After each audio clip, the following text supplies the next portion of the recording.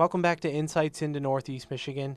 We've been talking about what effects climate change could have on the Great Lakes and Michigan. Brent Lofgren explains what he's been working on recently and how it's hard to pinpoint exactly how climate change is affecting the Great Lakes and our area.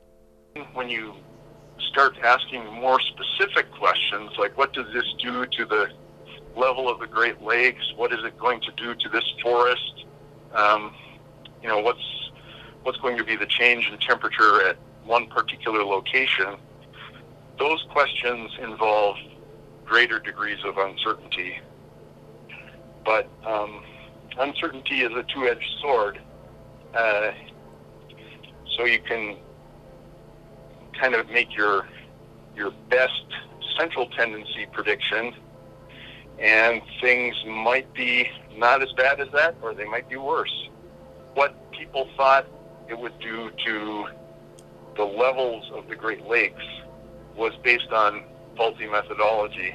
So, it's a little bit embarrassing to the scientific community that there was that bad result, but I personally am trying hard to roll that back. So the older results showed near certainty of significant drops in the levels of Great Lakes over the next century.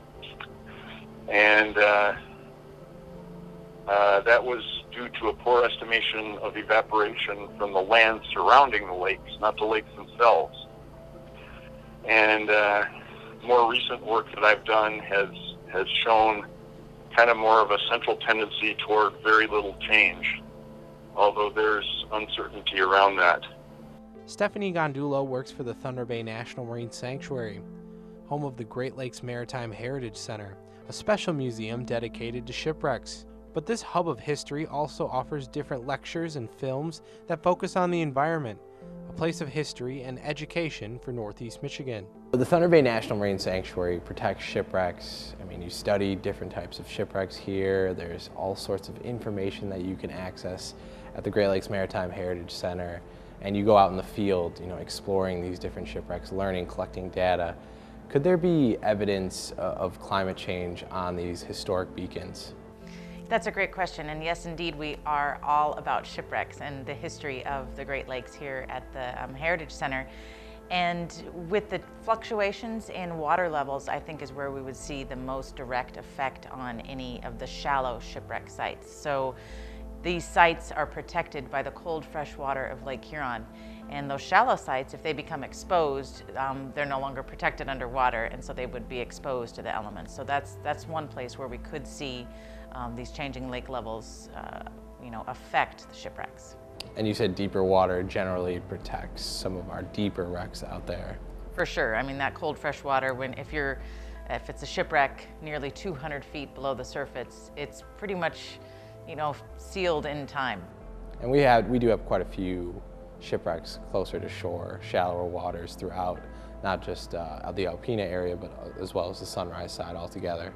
That's right. That's one of the special aspects about the Marine Sanctuaries. These sites, these recreational opportunities, if you will, are indeed at a variety of depths. So people can snorkel, people can kayak, people can even visit some, that are on the beach. So there's a lot of shallow shipwrecks. You recently received quite a bit of training and experience in talking about climate change to people and introducing those ideas to folks that come into the museums, that come into the sanctuary.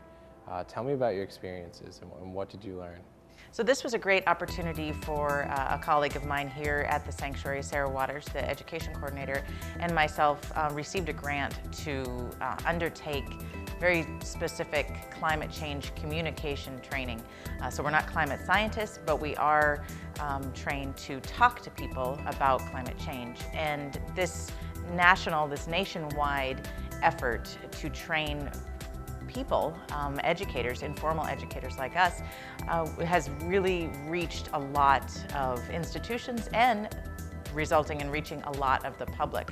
What a social science has found is that most people, over 70% of people, really trust and look for guidance from what we call, the frontline staff at the museums, at zoos, at aquariums, and even historical museums like here at the Heritage Center. So there's a ready audience there that is looking for guidance on the issues that our environment and thus the people face today. So this training it was a couple years ago that we did it, and it was quite involved.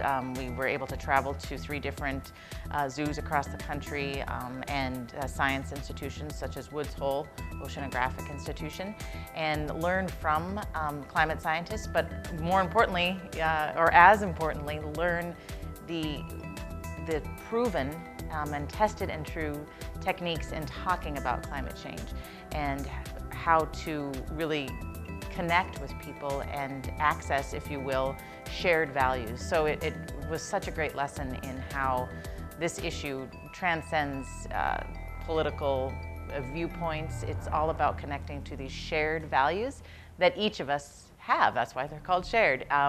And no matter what, how you vote, no matter your economic bracket, what social science has found is that the shared values are about protection and responsible management. And those sound like kind of big concepts and big terms, but it's really what they found people respond to.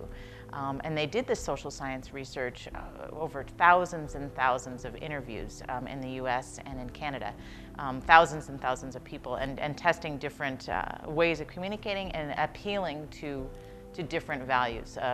A value that might not work would be, and they tested this, would be, well, here's this beautiful expanse of water, and we want to protect it. And that, or not saying we want to protect it, but I mean this beautiful expanse of water, and showing these images. And people might be, those might be interesting and attractive images, but it doesn't necessarily encourage or inspire action on climate change. And another value that you might think would work, but actually did not work as well as the shared values of responsible management and protection, is what they call the cute critter value. So, I mean, you have a cute picture of a little Arctic fox, maybe, that looks sad and forlorn out there on the ice. You might look at that and say, that's such a powerful image, and it might drive you, but it actually doesn't work. So that social science research, and then using that research, the social scientists developed this communication training that has really been powerful, I think, for our staff here, and also powerful for the visitors that come here. And I have seen time and time again how well received these messages are when you couch it in those terms. Up next on Insights into Northeast Michigan, we'll continue our conversation with Stephanie Gandulla. Stay tuned.